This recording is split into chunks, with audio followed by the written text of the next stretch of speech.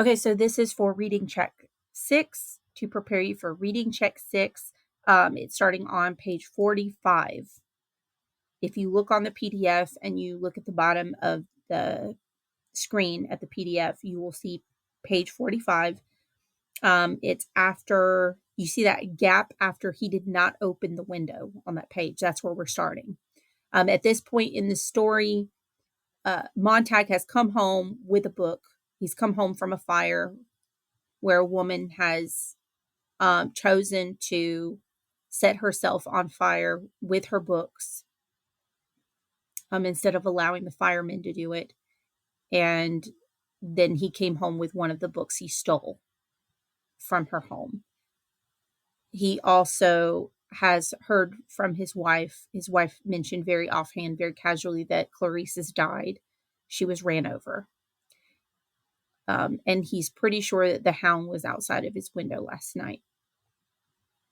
He had chills and fever in the morning. "You can't be sick," said Mildred. He closed his eyes over the hotness. "Yes." "But you were all right last night." "No, I wasn't all right." He heard the relatives shouting in the parlor. Mildred stood over his bed curiously. He felt her there. He saw her without opening her eyes. Her hair burnt by chemicals to brittle straw. Her eyes with a kind of cataract, unseen but suspect, far behind the pupils. The reddened, pouting lips. The body, as thin as a praying mantis from dieting, and her flesh like white bacon. He could remember her no other way. "Will you bring me aspirin and water?" "You've got to get up," she said. "It's noon. You've slept 5 hours later than usual." "Will you turn the parlor off?" he asked. "That's my family." "Will you turn it off for a sick man?" "I'll turn it down." She went out of the room and did nothing to the parlor and came back. "Is that better?" "Thanks. That's my favorite program," she said. "What about the aspirin?" "You've never been sick before." She went away again. "Well, I'm sick now. I'm not going to work tonight. Call Beatty for me." "You acted funny last night," she returned, humming. "Where's the aspirin?" He glanced at the water glass she handed him. "Oh." She walked to the bath again. "Did something happen?" "A fire is all." "I had a nice evening," she said in the bathroom. "What doing?" "The parlor." "What was on?" "Programs." "What programs?" "Some of the best ever." "Who?" "Oh, you know, the bunch." "Yes, the bunch, the bunch, the bunch." He pressed at the pain in his eyes, and suddenly the odor of kerosene made him vomit. Mildred came in, humming. She was surprised. "How'd you do that?" He looked with dismay at the floor. "We burned an old woman with her books." "It's a good thing the rug's washable." She fetched a mop and worked on it. "I went to Helen's last night." "Couldn't you get the shows in your own parlor?" "Sure, but it's nice visiting." She went out into the parlor. He heard her singing. "Mildred," he called. She returned singing, snapping her fingers softly. "Aren't you going to ask me about last night?" he said. "What about it?"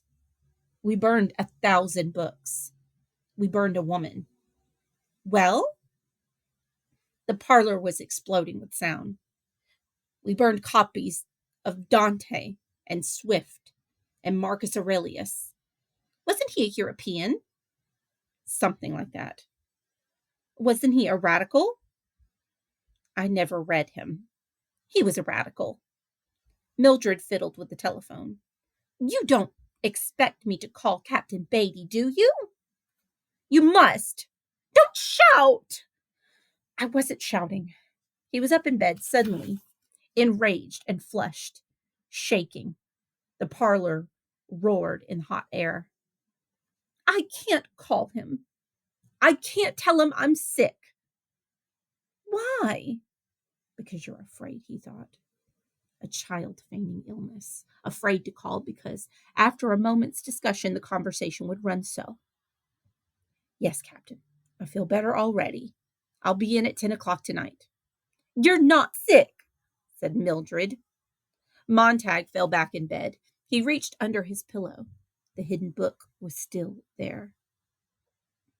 Mildred, how would it be if, well, maybe I quit my job a while? You want to give up everything after all these years of working because one night some woman in her books? You should have seen her, Millie. She's nothing to me. She shouldn't have had books. It was her responsibility. She should have thought of that.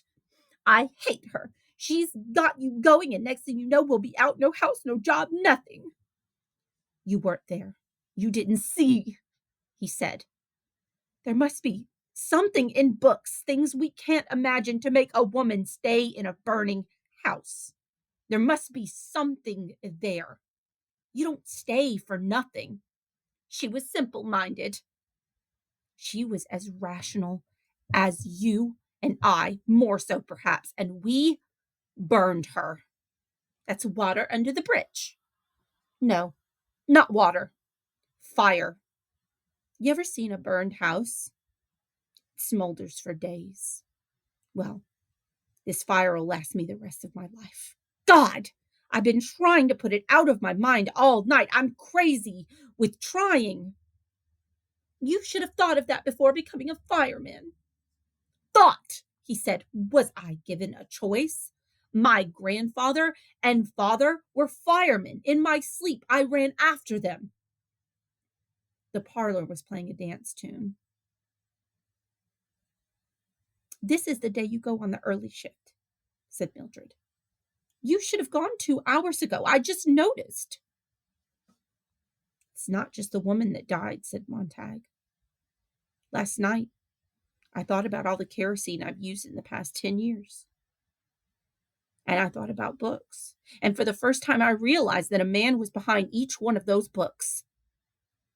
A man had to think them up. A man had to take a long time to put them down on paper. And I'd never even thought that before. He got out of bed. It took some man a lifetime, maybe, to put some of his thoughts down, looking around at the world and life. And then I come along in 2 minutes and boom, it's all over. Leave me alone, said Mildred. I didn't do anything. Leave you alone? That's all very well, but how could I leave myself alone? We need not to be let alone. We need to be really bothered once in a while. How long is it since you were really bothered about something important, about something real? And then he shut up, for he remembered last week and the 2 white stones staring up at the ceiling, and the pump snake with the probing eyes, and the 2 soap-faced men with the cigarettes moving in their mouths when they talked. But that was another Mildred. That was a Mildred so deep inside this one, and so bothered, really bothered, that the 2 women had never met. He turned away. Mildred said, Well, now you've done it. Out front of the house, look who's here. I don't care. There's a Phoenix car just drove up, and a man in a black shirt with an orange snake stitched on his arm coming up the front walk. Captain Beatty, he said. Captain Beatty. Montag did not move, but stood looking into the cold whiteness of the wall immediately before him. Go let him in, will you? Tell him I'm sick. Tell him yourself. She ran a few steps this way, a few steps that, and stopped, eyes wide, when the front door speaker called her name. Softly, softly. Mrs. Montag, Mrs. Montag, someone here, Mrs. Montag, Mrs. Montag, someone's here. Fading. Montag made sure the book was well hidden behind the pillow, climbed slowly back into bed. arranged the covers over his knees and across his chest, half sitting. And after a while, Mildred moved and went out of the room, and Captain Beatty strolled in, his hands in his pockets. "Shut the relatives up," said Beatty, looking around at everything except Montag and his wife. This time Mildred ran. The yammering voices stopped yelling in the parlor. Captain Beatty sat down in the most comfortable chair with a peaceful look on his ruddy face. He took time to prepare and light his brass pipe and puff out a great smoke cloud. Just thought I'd come by and see how the sick man is." "How'd you guess?" Beatty smiled his wide smile, which showed the candy pinkness of his gums and the tiny candy whiteness of his teeth. "I've seen it all. You were going to call for a night off." Montag sat in bed.